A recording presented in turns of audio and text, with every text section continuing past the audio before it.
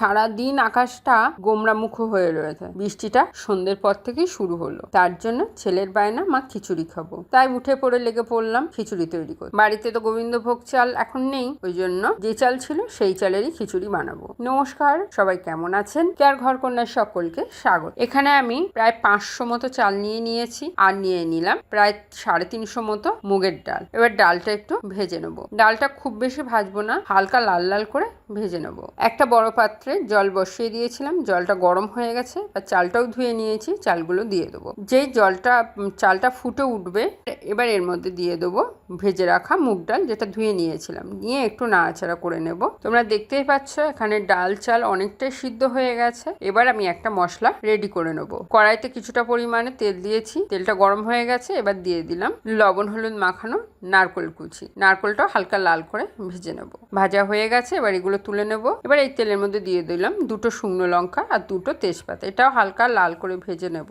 এবার দিলাম 1 চামচ জিরা। এবার দিলাম 2টো বড় সাইজের পেঁয়াজ কুচি।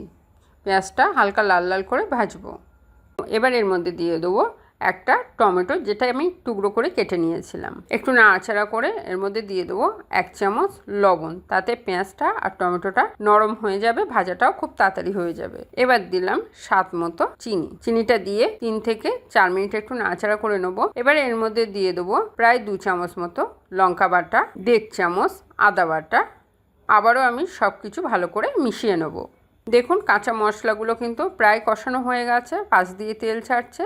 এবার আমি এক এক করে গুঁড়ো মশলাগুলো দিয়ে নেব। 2 চামচ জিরে গুঁড়ো, 2 চামচ ধনে গুঁড়ো, আর 1.5 চামচ হলুদ গুঁড়ো, আর দিলাম 1 চামচ শুকনো লঙ্কার গুঁড়ো। দিয়ে সব কিছু একটু মিশিয়ে নিয়ে অল্প একটু জল দিয়ে দেবো, যাতে মশলাটা খুব ভালো মতো কষানো হয়ে যায়।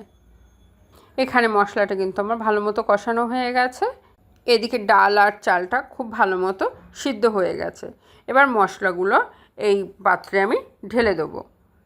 মশলাগুলো দিয়ে নিয়েছি, এবার ভালো মতো করে আমি একটু নেড়ে ছেড়ে নেবো।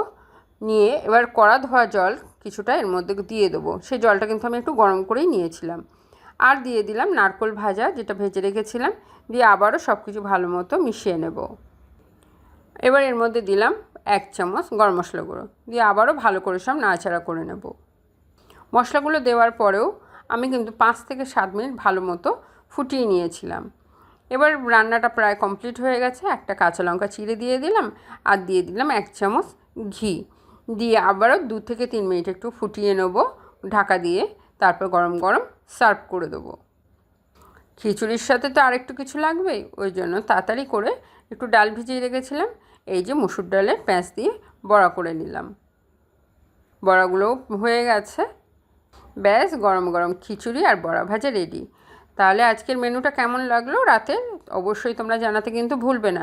আর খিচুড়ি করার রেসিপিটা যদি তোমাদের ভালো লেগে থাকে, আর যদি কারোর হেল্প হয়ে থাকে, তবে অবশ্যই কমেন্ট বক্সে জানাতে কিন্তু ভুলো না।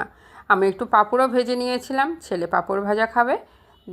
তাহলে আজ এই পর্যন্তই থাক। তাহলে দেখা হবে আবার নতুন কোনো ভিডিওর সাথে।